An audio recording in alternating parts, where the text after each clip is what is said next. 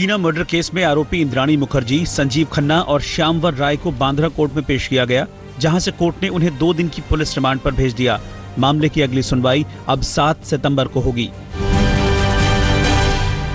शीना बोरा murder case में police ने कोलकाता से एक बॉडीगार्ड को हिरासत में लिया है। पुलिस का मानना है कि हिरासत में लिए गए बॉडीगार्ड ने हत्या में इंद्राणी की मदद की थी। इस बॉडीगार्ड को इंद्राणी ने अपनी एक सहेली के पास कोलकाता भेजा था। पुलिस अब इस बॉडीगार्ड के मर्डर कनेक्शन की तफ्तीश में जुट गई है। शीना बोरा मर्डर केस में मुंबई पुलिस को शक है कि मर्डर में कोई चौथा आरोपी भी शामिल हो सकता है। पुलिस ने कोर्ट में कहा है कि अभी इस मामले में कई पहलुओं की जांच बाकी है। ये भी देखना है कि इस मामले में कहीं चौथा शख्स शामिल तो नहीं है। साल 2012 में कथित रूप से शीना के शव का पोस्टमार्टम करने वाला डॉक्टर पहली बार कैमरे के सामने आया। रायगढ़ के एसपी ने मामले पर उठ रहे सवालों के बाद डॉक्टर को पूछताछ के लिए बुलाया था। कैमरे के सामने डॉक्टर ने किसी भी सवाल का जवाब नहीं दिया। मुंबई पुलिस के सूत्रों के मुताबिक ड्राइवर श्यामवर राय ने पुलिस को बताया कि इंद्राणी ने ही शीना की हत्या की साजिश रची और इसमें शामिल होने के लिए उसे पैसे और अच्छी नौकरी का लालच दिया। हालांकि बाद में इंद्राणी ने उसे कोई नौकरी नहीं दी और जितने पैसे की बात की थी उतने पैसे भी नहीं दिए। ड्राइवर के मुताबिक इंद्राणी ने उसे 3 किश्तों में कुल 1.5 लाख रुपए दिए थे। संगीतकार आदेश श्रीवास्तव का मुंबई की ओशिवारा में अंतिम संस्कार कर दिया गया। आदेश श्रीवास्तव का निधन शुक्रवार रात 12:30 बजे मुंबई के कोकिलाबेन अस्पताल में कैंसर की बीमारी की वजह से हुआ था। आदेश की उम्र केवल 51 साल थी और पिछले 4 साल से वो कैंसर से जंग लड़ रहे थे। आदेश श्रीवास्तव के अंतिम संस्कार में बॉलीवुड के कई बड़े दिग्गजों का जमावड़ा देखने को मिला। आदेश को आखिरी सलाम कहने खुद महानायक अमिताभ बच्चन भी पहुंचे। इसके अलावा अनिल कपूर, सोनू निगम, अलका याग्निक, बोनी कपूर समेत बॉलीवुड के कई बड़े दिग्गजों ने पहुंचकर आदेश को अंतिम श्रद्धांजलि दी।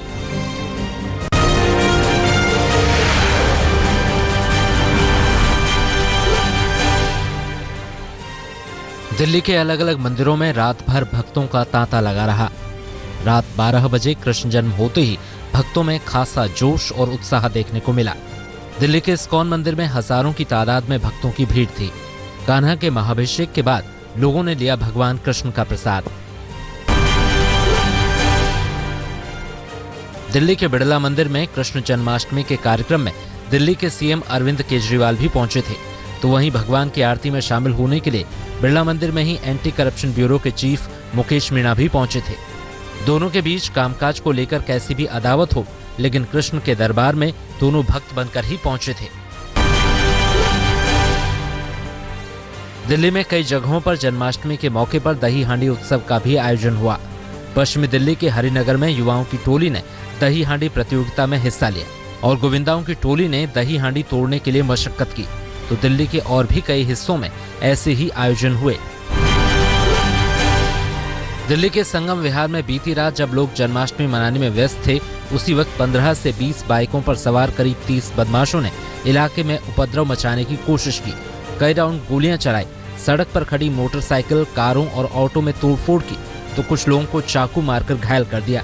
घटना में 2 लोग गोली लगने से घायल हो गए तो 2 लोग चाकू की वार से घायल हो गए। पुलिस पूरे मामले की जांच कर रही है।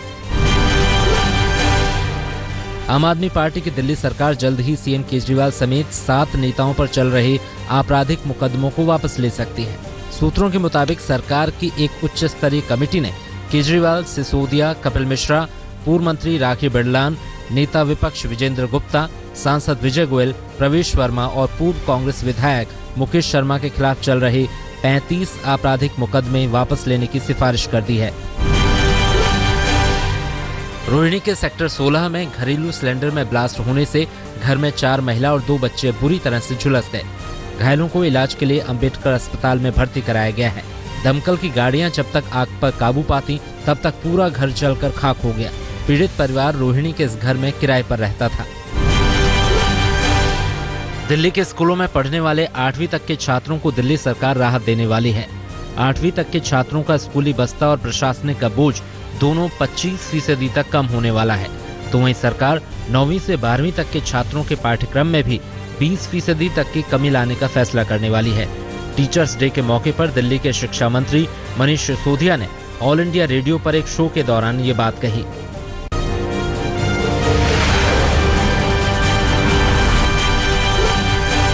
फरीदाबाद के लोगों को आज से मेट्रो का तोहफा मिलने वाला है। प्रधानमंत्री नरेंद्र मोदी खुद मेट्रो को हरी झंडी दिखाकर रवाना करेंगे। मेट्रो के फेज 3 के तहत मेट्रो आज से बदरपुर का बॉर्डर लांघकर फरीदाबाद के एस्कॉर्ट मुजेसर तक का सफर तय करेगी। दिल्ली और फरीदाबाद के बीच रोज सफर करने वाले लाखों लोगों को मेट्रो का फायदा मिलेगा। गुड़गांव और नोएडा के बाद फरीदाबाद दिल्ली से मेट्रो के जरिए जुड़ने वाला एनसीआर का तीसरा शहर बन जाएगा। 13.8 किलोमीटर लंबे बदरपुर एस्कॉर्ट्स कॉरिडोर में कुल 9 स्टेशन होंगे। बदरपुर के बाद पहला स्टेशन सराय, फिर एनएचपीसी चौक, मेवला महाराजपुर, सेक्टर 28, बड़कल मोड़, ओल्ड फरीदाबाद, नीलम चौक, अजमरौदा चौक, बाटा चौक और फिर आखिरी स्टेशन एस्कॉर्ट मुजेसर है। मेट्रो फेज 3 के तहत बदरपुर से फरीदाबाद पहुंचने वाली मेट्रो कई मायने में खास होगी। पहली बार इस मेट्रो में 17 मीटर लंबे बीम का इस्तेमाल किया गया है। पहली बार 5 एक्सटेंडेड पायर का इस्तेमाल हुआ है। तो इसके साथ ही डीएमआरसी ने पहली बार green electrical receiving sub station eco friendly तकनीक पर बनाया है। सबसे खास बात यह है कि इस ट्रैक पर सभी 9 स्टेशनों पर सोलर पावर जनरेशन फैसिलिटी है, जिससे कुल 1.9 मेगावाट बिजली जनरेट होगी। ओआरओपी पर मोदी सरकार के ऐलान के बावजूद पूर्व सैनिकों की शिकायतें दूर नहीं हुई हैं। अब भी जंतर मंतर पर पूर्व सैनिकों का धरना जारी है। हालांकि देर शाम रक्षा मंत्री मनोहर पर्रिकर से मुलाकात के बाद पूर्व फौजियों के रुख में नरमी के संकेत दिखाई दिए। कल शाम तक या परसों तक उसका क्लैरिफिकेशन दे देंगे। उन्होंने वर्बली कंफर्म किया है कि वीआरएस फौज में नहीं। इससे पहले पूर्व सैनिकों की 42 साल पुरानी 1 रैंक 1 पेंशन की मांग को सरकार ने मान लिया है। सरकार ने 1 जुलाई 2014 से 1 रैंक 1 पेंशन लागू किया है। फौजियों को बकाया पैसा 4 किश्तों में देने का वादा किया गया है, जबकि फौजियों की विधवाओं को पूरा बकाया एक साथ दिया जाएगा। पेंशन की समीक्षा हर 5 साल में की जाएगी। जबकि फौजियों को जिस बात पर सबसे ज्यादा शिकायत है वो ये कि सरकार ने वीआरएस लेने वाले फौजियों को ओआरओपी से बाहर रखने का फैसला किया है। ओआरओपी के मसले पर कांग्रेस की ओर से पूर्व रक्षा मंत्री ए.के. एंटनी ने सरकार के फौजियों को किए वादे को निराशाजनक बताया, तो वहीं बीजेपी ने उल्टा कांग्रेस को कटघरे में खड़ा कर दिया है। अमित शाह ने इस मुद्दे पर मोदी सरकार को पूरे नंबर देते हुए कहा कि 10 साल में वादा पूरा करने के बावजूद यूपीए सरकार ने फौजियों के लिए कुछ नहीं किया और सरकार जाने के वक्त महज 500 करोड़ देकर फौजियों का मजाक उड़ाया गया। Today's announcement about 1 rank 1 pension by the defense minister is totally disappointing. जब कांग्रेस की सरकार थी, उसकी अंतिम घड़ियां थी, तब 1 रैंक 1 पेंशन के लिए सिर्फ 500 करोड़ रुपए का आवंटन कर सेना के जवानों का एक तरह से मजाक भी उड़ाया गया। बिहार में विधानसभा चुनाव का ऐलान अगले हफ्ते किया जा सकता है। चुनाव अक्टूबर के तीसरे हफ्ते से शुरू होकर मध्य नवंबर तक चल सकते हैं। सूत्रों के मुताबिक चुनाव आयोग 5 चरणों में चुनाव करवाएगा। बिहार में निष्पक्ष चुनाव करवाने के लिए अर्धसैनिक बलों की 700 कंपनियों की तैनाती की जाएगी। सरकार की इजाजत न मिलने की वजह से हार्दिक पटेल ने साबरमती से अहमदाबाद तक का अपना उल्टा डांडी मार्च का कार्यक्रम फिलहाल टाल दिया है। पहले इस यात्रा को 7 सितंबर से शुरू किए जाने का कार्यक्रम था, लेकिन सरकार ने इसकी इजाजत अब तक नहीं दी है। हार्दिक पटेल ने कहा है कि सरकार पाटीदारों के आंदोलन से घबरा गई है। हार्दिक पटेल ने सरकार को 7 दिन का अल्टीमेटम भी दिया है। हार्दिक पटेल ने सरकार को अल्टीमेटम देते हुए 13 सितंबर का दिन साबरमती से अहमदाबाद की यात्रा के लिए तय कर दिया है। हार्दिक पटेल ने कहा है कि सरकार इजाजत दे या ना दे, 13 तारीख को यात्रा जरूर निकाली जाएगी। यूपी के सरकारी स्कूलों में मुख्यमंत्री और मंत्रियों के बारे में छात्रों को पढ़ाने का सरकार ने सर्कुलर जारी किया है। ये सर्कुलर सहारनपुर मंडल में जारी हुआ है। यूपी के बेसिक शिक्षा मंत्री राम गोविंद चौधरी ने दलील दी है कि सरकारी स्कूल के बच्चों के सीएम को नहीं पहचानने के कई मामले सामने आने के बाद ये फैसला लिया गया है।